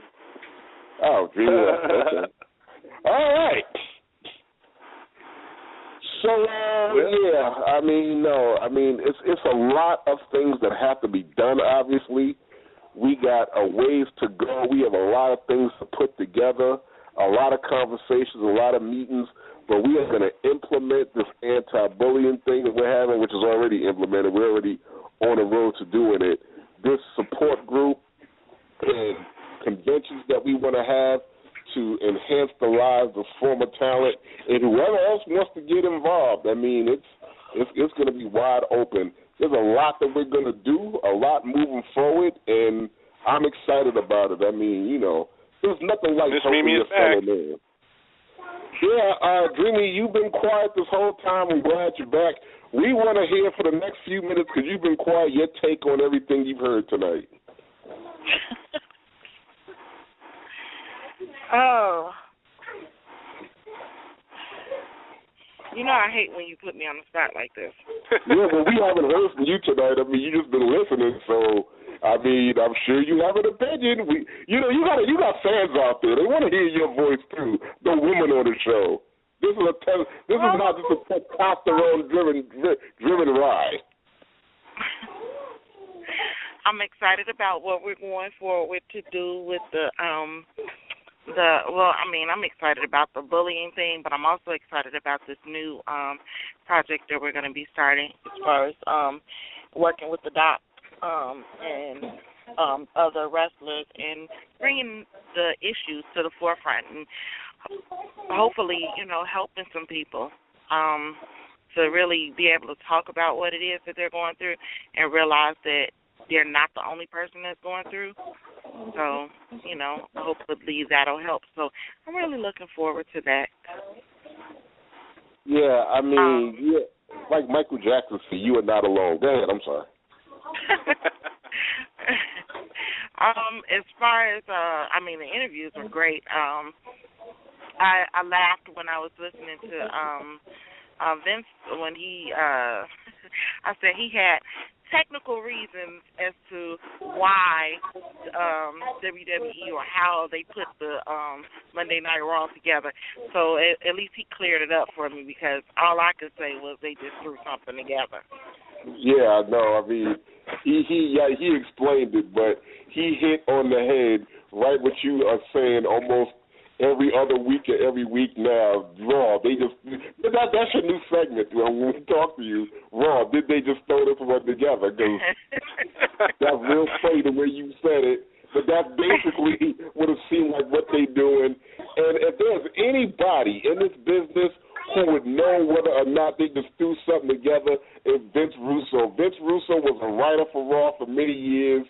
He's one of the greatest minds that come along in the wrestling business. So, yeah, for him to echo your opinion, it's not like you just somebody watching and don't know nothing. It just further validates that you have a really good eye. When it doesn't look right to you as a fan, then it doesn't look right to nobody. I mean, right. You know. But at least aficionado. But, like, at least with him, you know, talking about it, he gave some insight to it, because he said, you know, there's like 20, 30 writers, then, you know, there's no cohesion, because you got this person writing about this person writing about that, and then they throw it all in the pot, and, okay, this is what we come up with. No. Does it take that many? No. Obviously it doesn't, because the show sucks. No, I have sat down. I have sat at a computer desk, and I've pinned a 2-hour Raw by myself, an entire show. I'm not saying that everything's going to be great or whatever, but I will say that everything that I wrote would make sense. You know, and that's part of the problem, that a lot of the stuff they write don't make any sense at all. Yeah, and I mean, the issue with that is, and that's why I said it sucks, is that as a fan, don't insult my intelligence. I mean, you can tell what, you know, it's too scripted. Some of the stuff it's not even believable. It's just, some of it is just downright off the wall and unnecessary. Yeah, I mean, I'm at a loss. I don't know if, you know, even if they were to listen to me, and call me up and say, well, what do we do moving forward? I couldn't tell. It's so disjointed right now that I can't even tell. I couldn't even, Humpty Dumpty fell off a wall. I couldn't even tell you how to put it back together at this point. The first thing they need to do is clean up the whole Divas division. As far as the stuff that they coming up with them, it's just like all of this stuff with Nikki and Brie. It's just like, okay, really, guys? And then when they started with that, with Alicia Fox losing her mind, I'm like, it just makes you not interested and not wanting to watch it. But it's a thing to, okay, take the Alicia Fox thing real fast. It's a thing to where they do something, but they don't even see nothing through to its conclusion no more. She lost her mind for 3 weeks, and then after that, you didn't see her no more. You didn't see, I mean, there was nothing else about it. Did she get clinical help? Did she see a psychiatrist? Like Naomi and Cameron, they just come out and just have a cat fight. Okay, Naomi and Cameron, they did nothing in weeks. So, yeah. It's because they're trying to incorporate the Total Divas story into television, which is what they've been doing lately with Total Divas, which is why you've seen the split of Naomi and Cameron, which is how they're going to incorporate that into Total Divas, the split between Nikki and Brie. You're going to see more of that. They're trying to kind of mix WWE with Total Divas. But can you cohesively do that when you filmed Total Divas like 6 months ago? Some people are buying it. They're watching it become one of E's highest-rated shows. I don't know about WWE Raw, considering they only get a certain amount of time for their segments. But for E, it's working for them. He's continues to bring in more and more seasons. They've got season 3 already started. And now, don't get me wrong. I liked Total Divas as far as just a little show or whatever. But as far as them, it's not. As far as them tying it in with Raw, I don't really think they're successful with that. It's just because what we see, the portions that we see of it on Raw, it's like it doesn't make sense. They're not doing enough to tie in the story or to make it, to understandable or what's going on. It's just throwing something together. All right. Yeah, I don't know how we save it. We continue to watch it, monitor it, and see what happens. Well, folks, this has been the fastest 2 hours in radio. We had a great show. I want to thank Vince Russo. I want to thank Grandmaster Sexy Brian Christopher Lawler. Thank you, producer Felix, always on point. Thank you, Dreamy Mimi. Thank you, Mo/Sir Mo/Bobby Horn. Thank you to the Just want to let you guys know. Yeah. Don't mean to cut you off. Just want to let you guys know, as always, if you want to follow Oscar on Twitter, it's at @MOM_Oscar. And let you guys know next week, the guest joining Oscar and Mo and Mimi. Joining you guys next week will actually be former WWE superstar Ezekiel Jackson. You see, this is why you are going to be Producer of the Year at the Radio Awards. Thank you, sir. I'm trying my best, guys. I definitely want to keep bringing you guys the big stars and see where it goes from there, Well, and once again, I want to thank the kids for making a special guest appearance.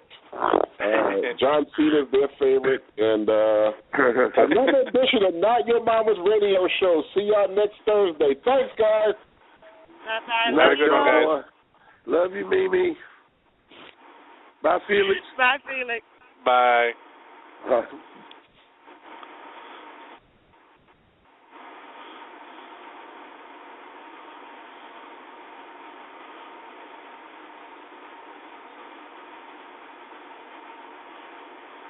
Well, man,